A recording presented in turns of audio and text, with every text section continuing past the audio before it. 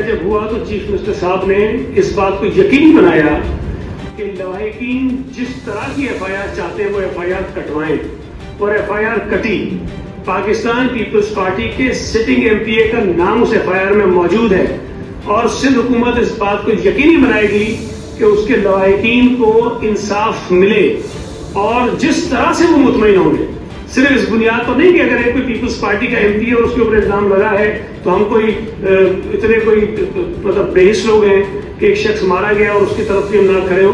बिल्कुल पूरी सिंध हुकूमत इस जालिमाना इक़दाम में उस मजलूम के साथ खड़ी है, और हम इस बात को यकीनी बनाएंगे कि गैर जानिबदार और ट्रांसपेरेंट उसकी इंक्वायरी हो, और अगर हमारा एमपी भी उसके अंदर मुलविस है तो कानून के मुताबिक उसके बाद कार्रवाई होनी चाहिए।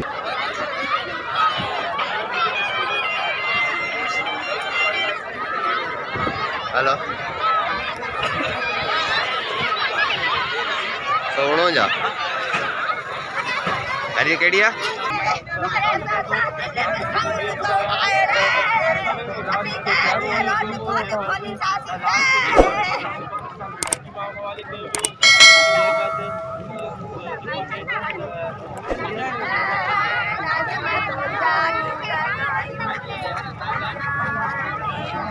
ये जेको अमल थियो आहे ज़िला मलीर जे हद में थियो आहे जी। मलीर पुलिस इनखे ॾिसे थी पई ऐं एफआईआर बि उन्हनि लॉन्च कई आहे, ऐं जेको ॿियो वाक़ियो थियो आहे इंसिडेंट थियो आहे इंतिहाई अफ़सोस जोॻो आहे, ऐं असां बि हिन में ॾुख में आहियूं। पर जेके एफर्ट्स वठनि थियूं पियूं इन्वेस्टिगेशन मलीर पुलिस उहे उनखे गिरफ़्तार करण में रुधल आहिनि ऐं बिज़ी आहिनि, ऐं उन्हनि खे जल्द गिरफ़्तार करे ऐं पंहिंजो अदालत में पहुचाईंदा, ऐं जंहिंखे जेको ॾोह कयो आहे उनखे उनजी सज़ा ज़रूरु मिलंदी। छोकरा करूँ कोई यो गाड़ी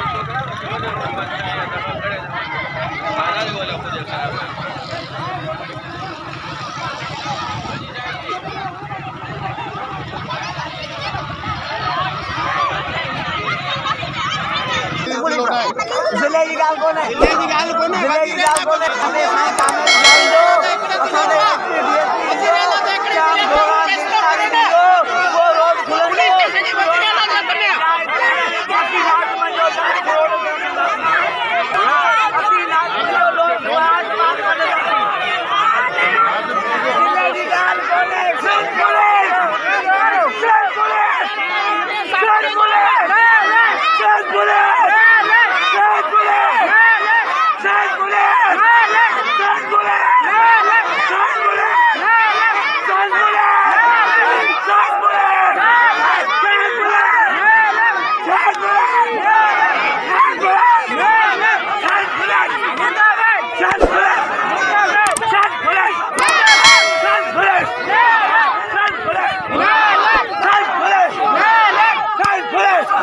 पहिरीं ॻाल्हि इहा त आउं हिन वाक़े जी पुरज़ोर मज़म्मत कयां थो, ऐं ॿी ॻाल्हि इहा त असांखे राति ताईं असां हिक ॿिए सां संगत साजिद साहब असां सभु दोस्त राब्ते में हुआसीं हिन वाक़े जे हवाले सां। पोइ राति लेट अवर्स में जनाज़े जो फ़ैसिलो थियो त सुबुह 9 बजे जनाज़े हो, जंहिंजो असांखे प्रॉपर ख़बर कोन हो त जनाज़ा केॾी महिल आहे। असांखे इतला हिन जे लाइ असां न पहुची सघियासीं, पर असांजो टोटल हिते जो इलाइक़े जो माण्हू, असांजा पार्टी जा ज़िम्मेदार वर्कर अॻूणा, असांजा हिते जा यूसी चेयरमैन वाइस चेयरमैन सभु दोस्त हुआ, ऐं डिस्ट्रिक्ट ठटे मां बि मूं ॿुधो आहे त शिराज़ी साहिब या उन्हनि जा को माण्हू जनाज़े में शरीक हुआ। उनखां बाद असां फ़ौरन असां जीअं असांजे रस्मूं आहिनि त तॾे ते वञिबो, असां आऊं ऐं सलीम बलोच बि असांगत निकिता हुआसीं तॾे जे लाइ। एफआईआर में मौजूदु हुउसि, असां कॉन्शियस हुआसीं उन में। एफआईआर जेके थी आहे उहो नॉमिनेट जेके माण्हू आहिनि उन मां तक़रीबन 3 माण्हू अरेस्ट थी चुका आहिनि, बाक़ी हिकिड़ो आहे जेकी सुबुह सीएम साहब मूंखे घुरायो हो, ऐं सीएम साहब आईजी सां ॻाल्हायो, डीआईजी सां, त उन चयो कॾहिं कहिड़ो वॾो असर वारो माण्हू हुजे, भले एमपीए हुजे या एमएनए हुजे या को वज़ीर हुजे, उहो कानून जे कटहरे में अचणु खपे। ऐं आउं सम्झां थो इंशाअल्लाह ताला ने ही जल्दी अरेस्ट थी वेंदो, ऐं जेको हिननि खे जो ग़रीब माण्हू आहिनि हिननि खे जो इंसाफ़ आहे उहो इंशाअल्लाह ताला मिलंदो। अच्छा, इन खां अॻु में बि गुज़िरियल बलदाती इलेक्शन जेके हुयूं उन में बि इन क़िस्म जो वाक़ियो जेको आहे उहो थियो हुयो, जंहिंजो इल्ज़ाम पिणु साॻी एमपीए जाम गुराम जे मथां हुयो। उन जो बि कुझु कोन थियो, त छा था तव्हां सम्झो त हीउ जेको क़त्लु आहे उन सां वारसनि खे इंसाफ़ मिलंदो या न मिलंदो? ॾिसो, इहा फ़ैसिलो कंदी अदालत। अदालत फ़ैसिलो कंदी। पहिरीं बि अदालत कयो, वरी अदालत ई फ़ैसिलो कंदी। इन में आउं कुझु बि नथो चई सघां। ऐं इन खे अगरि केस खे सही तरीक़े सां परसू कयो त ज़ाहिर ॻाल्हि आहे इंसाफ़ मिली सघे थो। बाक़ी इहा हाणे कंदी, फ़ैसिलो कंदी अदालत। अच्छा, तव्हां मलीर मां चूंडियल MP आहियो। हिन धरणे में मलीर मां चूंडियल 3 MP जेके आहिनि उहे गुज़िरियल 2-3 कलाकनि खां जेके आहिनि उहे मौजूदु आहिनि। जॾहिं त हिते नियाणियूं सुबुह जो 8 बजे खां वठी करे रोडनि ते वेठल आहिनि। हिननि जो हिकु ई मुतालबो आहे त कातिल जेके आहिनि उहे गिरफ़्तार थियनि। बक़ौल तव्हांजे त 3 कातिल जेके आहिनि उहे गिरफ़्तार थिया आहिनि। तव्हां केतिरो पुरुमीद आहियो त बाक़ी कातिल जेके आहिनि उहे गिरफ़्तार थींदा ऐं हे जेके माण्हू सुबुह खां रोड ते वेठल आहिनि उन्हनि खे इंसाफ़ थी मिली सघे थो अॼु जे ॾींहं में या नथो थी सघे? ॾिसो, हुन में नाला आहिनि 4 FIR में। मेनली जाम गोराम जो नालो आहे, बाक़ी 3 ॿी आहिनि त 3 तक़रीबन गिरफ़्तार थी चुका आहिनि। बाक़ी जाम गोराम जो आहे। उन में CM साहब असांजी क़यादत भई इन में जा आहे त इहे गिरफ़्तार थियणु खपनि। जाती जंहिं कई आहे उन ते FIR थी आहे, उहो कोर्ट में उनखे FIR कटी आहे त उनखे गिरफ़्तार करे कोर्ट ताईं पहुचायो। पोइ कोर्ट जो मैटर आहे त कोर्ट छा थी करे। उहो असां हमेशह अदालतुनि ते कोर्टनि जो एतिराम कयो आहे। पाकिस्तान पीपल्स पार्टी उन जो एतिराम कयो आहे। असां चाहियूं था त ही माण्हू पंहिंजो पाण सिलेंडर थिए ऐं पंहिंजो पाण गिरफ़्तारी ॾिए ऐं विझी जेको सो कोर्ट में पेश थिए। पोइ जेको फ़ैसिलो हुजे उहो फ़ैसिलो अॻियां जेकी कोर्ट कनि। अफ़सोसनाक वाक़ियो थियो आहे नाज़िम जोकीअ जी जेका शहादत थी आहे। असां अॼु हिते उन जी जनाज़े में शरीक आहियूं।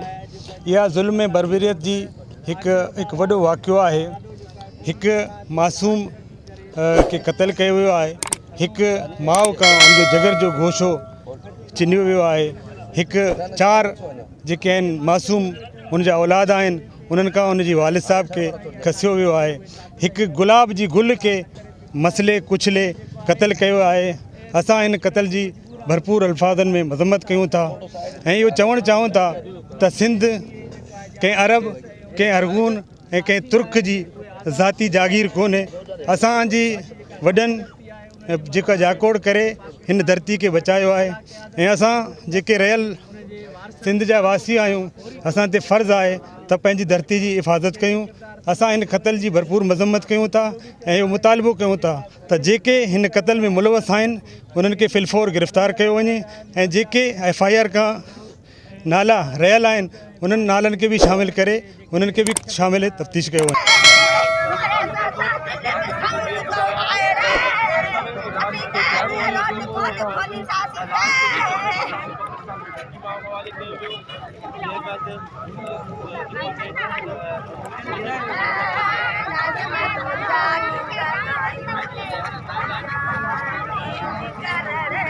ॿार आहिनि हींअर जेको आहे उहो यतीम थी विया आहिनि। छा सिंध हुकूमत उन्हनि लाइ को ऐलान कंदी? सभु कुझु कंदी। असां सिर्फ़ु धरणे में उथारण खां आहियूं। माण्हू पकड़बा इन खां पोइ उन ख़ानदान जे लाइ जेको छो इहे असांजी पार्टी जा बि आहिनि, असांजा हमदर्द आहिनि ऐं हिकु बेगुनाह हिकिड़ो माण्हू हुननि जे घर में शहीद थियो आहे। त असां पाकिस्तान पीपल्स पार्टी अवामी पार्टी आहे, हिननि जी पार्टी आहे। हिननि माण्हुनि हिननि वोट बि पहुचाया। इहो ज़ाती त हिकिड़े माण्हू जे इंफ़रादी फ़ैल सां हुकूमत जो को तालुक़ु न आहे। उन ख़ानदान जे लाइ भरपूर जेका बि चवंदा जीअं चवंदा उन लाइ बहितरी कंदा। निज़ाम जोकी जे वारिसनि एहतजाज कयो। हुकूमत किथे गायब? हुकूमत बिल्कुलु गायब नहीं। हुकूमत हिते ई असां हिते आया आहियूं उनजे दुख में शरीक थियणु। असांखे निहायती अफ़सोस आहे इहो वाक़ियो थियो ऐं हुनजे बेगुनाह शख़्स खे क़तल कयो वियो, शहीद कयो वियो। असां हुनजे दुख में बराबरि जा शरीक आहियूं। असां सभु हिते पहुता आहियूं ऐं असांजा साथी, असांजा हिनजा नुमाइंदा सुबुह खां वठी हिते मौजूदु आहे। त इहो जेको आहे इहो चवण त असां हुकूमत न हुई, हुकूमत सां गॾु हुई। पार्टी हाणे बि हिन सां गॾु आहे। पार्टी सां गॾु थी आहे। बिलावल भुट्टो ज़रदारी साहिब असांजे चेयरमैन जूं हिदायतूं असां वज़ीर आला जे हिदायत ते पहुता आहियूं ऐं इहो नोटिस वरितो चेयरमैन साहब, चेयरमैन बिलावल भुट्टो साहब। उन खां पोइ इहा कमिटमेंट मिली आहे पुलिस जे आला अफ़सरनि खे ॻाल्हाए करे वज़ीर आला कमिटमेंट ॾिनी आहे त 24 कलाक जे अंदरि माण्हू गिरफ़्तार थींदा। असां हिन वटि अर्ज़ु कई आहे हुन ताईं धरणो ख़तमु थियो ऐं हुननि जी महिरबानी आहे। हुननि असांजी ॻाल्हि मञी आहे ऐं मञी करे हुन धरणो पंहिंजो शुरू ऐं असां हुनखे कमिटमेंट ॾिनी आहे त 24 कलाक जे अंदरि गिरफ़्तार थींदा ऐं हुननि हिकु तफ़सीली ऐं जेको